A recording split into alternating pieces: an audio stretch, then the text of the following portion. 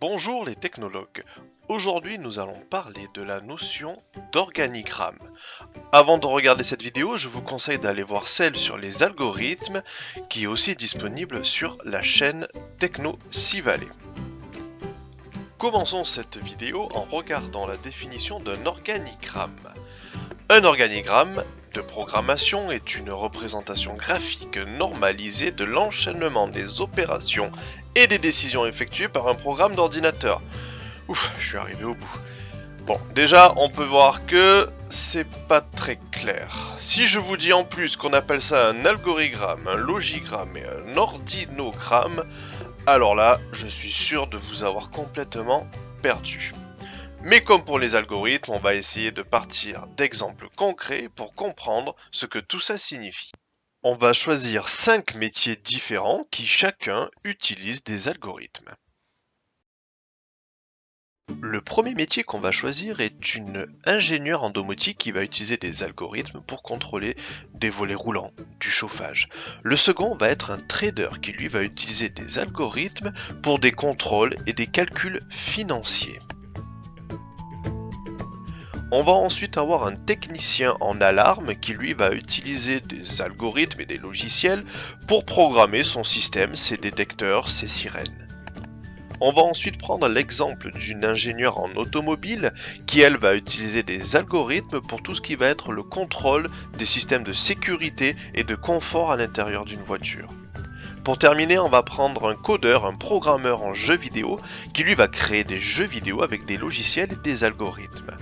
On se rend compte que ces 5 différents métiers utilisent tous des algorithmes.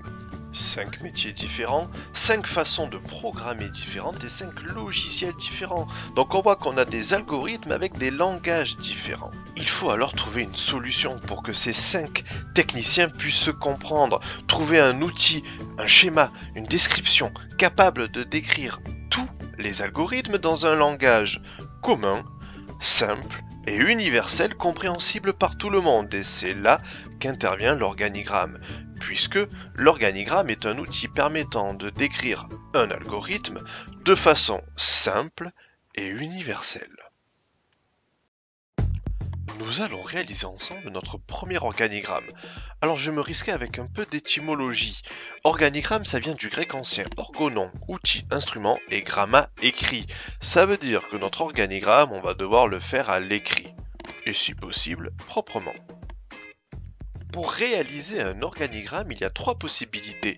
Il y a tout d'abord le rond, la bulle, qui équivaut au début ou à la fin. On a le losange qui correspond à la question. Et puis évidemment on va retrouver l'action sous forme de rectangle. Comme je l'ai dit pour la bulle, ça peut aussi être la fin. Ce qu'il faut savoir aussi, c'est qu'un organigramme se lit du haut vers le bas. Et pour faire encore plus simple, la question ne peut avoir que 2 réponses, oui ou non. L'exemple que j'ai choisi est celui d'un technicien en alarme qui souhaite installer un système permettant de protéger mon hamburger. Personne ne doit s'en approcher. L'installateur pose donc un détecteur de passage et une sirène prête à sonner pour m'alerter. Évidemment, nous n'allons pas utiliser le logiciel habituel d'un installateur d'alarme, mais plutôt faire un organigramme. Regardez le dessin, quelqu'un s'approche. L'alarme sonne, je suis averti.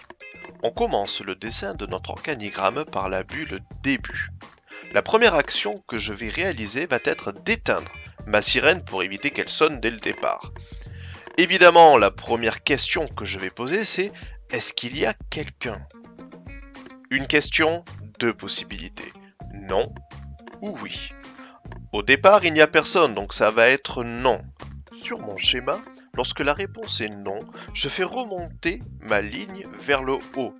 Comme ça, je retourne au début de la question « Est-ce qu'il y a quelqu'un ?» et je forme une boucle tant que la réponse n'est pas oui. Quelqu'un arrive. Dès lors, ma première action va être de mettre en marche la sirène. Évidemment, je ne vais pas la laisser fonctionner pendant trop longtemps. Donc je mets en marche ma sirène et je mets, par exemple, attendre 30 secondes. Au bout de 30 secondes, qu'est-ce que je fais? Je vais retourner au tout début de mon programme pour l'éteindre. Et c'est ainsi que je reforme une boucle complète entre la fin de mon programme et le début du programme. Cet organigramme est en forme de boucle infinie. Ça veut dire qu'il va refaire le test systématiquement puisque de la fin de mon programme, je remonte au début. Et c'est pour cela qu'il n'y a pas de bulle fin à la fin de mon organigramme. Nous aurons l'occasion en classe de faire d'autres exemples et de manipuler un peu ces organigrammes pour réussir à les faire tout seul. Et voilà, cette vidéo est maintenant terminée. N'oubliez pas de venir en classe en ayant préparé vos questions. La prochaine vidéo portera sur les systèmes embarqués. N'hésitez pas à consulter le blog de Techno, vous pouvez retrouver tous les cours qu'on travaille en classe. Il y a aussi le compte Twitter sur lequel j'essaie de mettre des photos un peu plus quotidiennes et la chaîne YouTube sur laquelle vous retrouvez toutes les vidéos et j'espère les prochaines. Merci d'avoir écouté cette vidéo les technologues et surtout, restez curieux des technologies qui vous entourent.